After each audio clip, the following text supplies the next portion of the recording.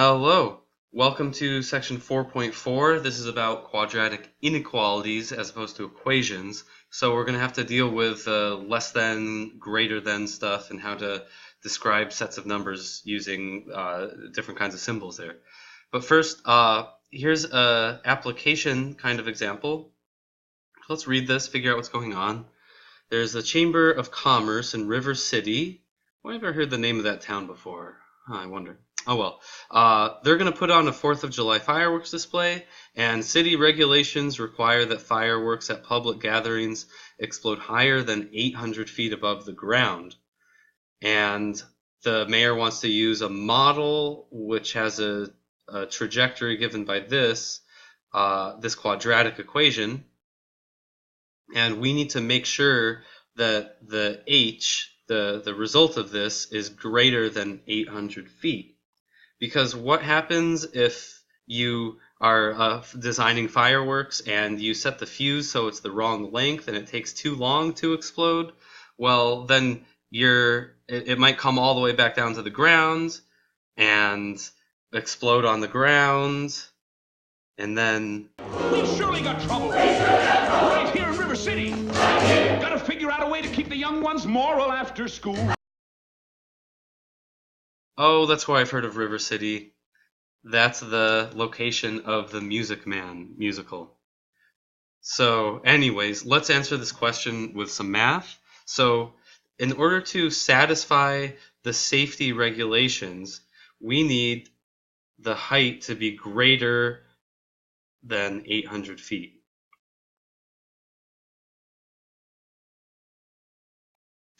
So we want the height to be greater than 800 feet, but we need to figure out when. When is asking about what the value of t is here. How many seconds should go by. So I'm going to, instead of writing it as h, write it as 256 t minus 16 t squared must be greater than 800 feet. So to figure this out, what we're going to do is make a graph of this equation. Here's a graph of it that I made in GeoGebra. This is just the graph of the y equals negative, you can't see it there, it's off the screen, but it's a graph of y equals negative 256x minus 16x squared. And so we're going to have that along with a graph of y equals 800. Because we want to see what values of t make it so they intersect here. So on your calculator, you'd be doing this with the intersect feature. I'm going to speed this up a little bit using GeoGebra. And what I find here is that we have the point 4.26 is one intersection point. And if I get the other intersection point here, it's at 11.47. So those are the values of t that make 256t minus 16t squared equal to 800. But we want to know not just when is it equal to 800, but mostly when is the height greater than 800. So the points on the graph that correspond with the height, here this is the height axis here, being greater than 800 would be these h coordinates. These aren't exactly on the graph. This is just the on the h-axis, where is h greater than 800. And the points on the graph that actually describes the trajectory of the firework thing are these points here.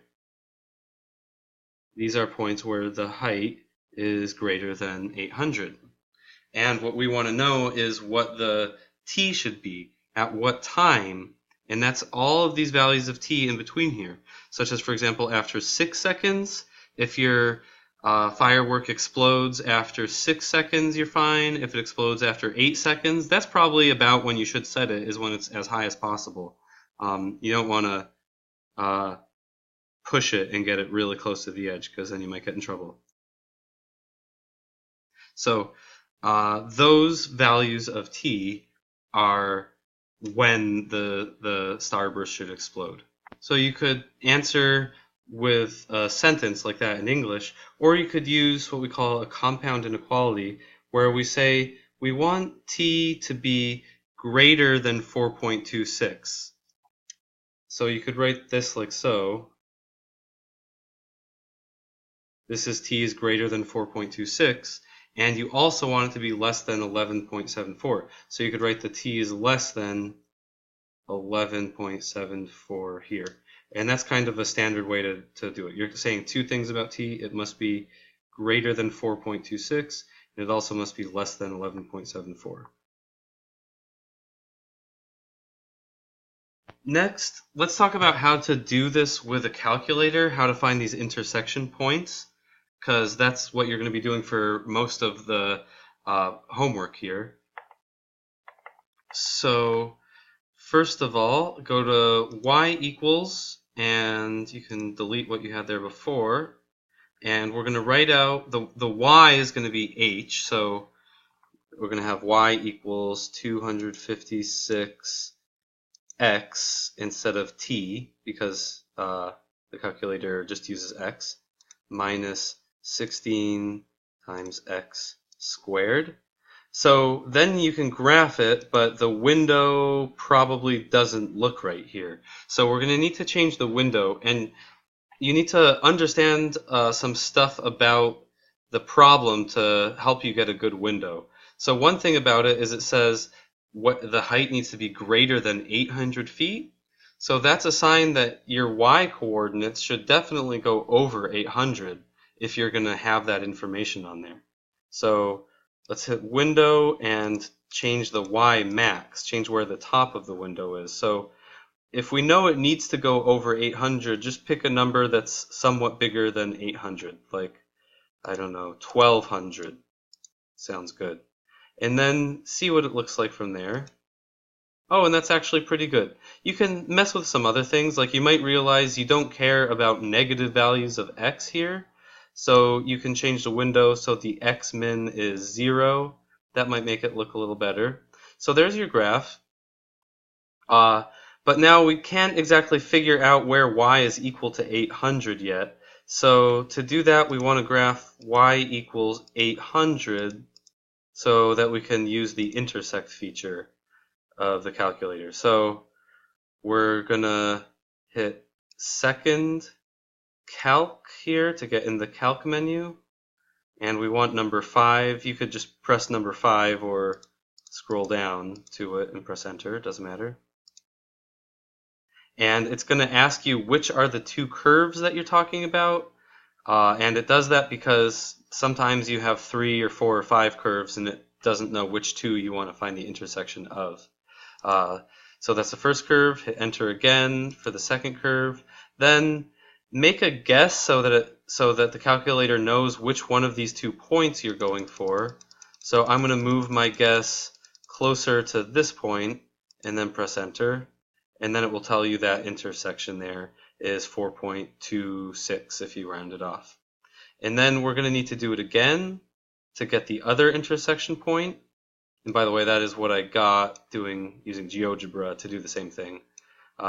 So second calc 5, ask for the 2 curves, just hit enter twice when you only have 2 curves there.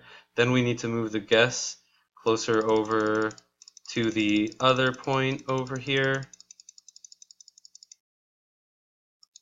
And then press enter, and that's how you get the x equals 11.74 and y is 800. So you're going to need to be doing that for a lot of the homework problems here. So let's practice that. Graph this on your own, on your calculator, and use the graph on your calculator to solve the inequality. By the way, if you still don't have a calculator for some reason, you can do this all on Desmos.com. Desmos.com is a great website with a really good graphing web application in it. So yeah, give this a shot. Good luck, and we'll learn some more sophisticated techniques and ways of dealing with other kinds of quadratic inequalities in the next couple of videos.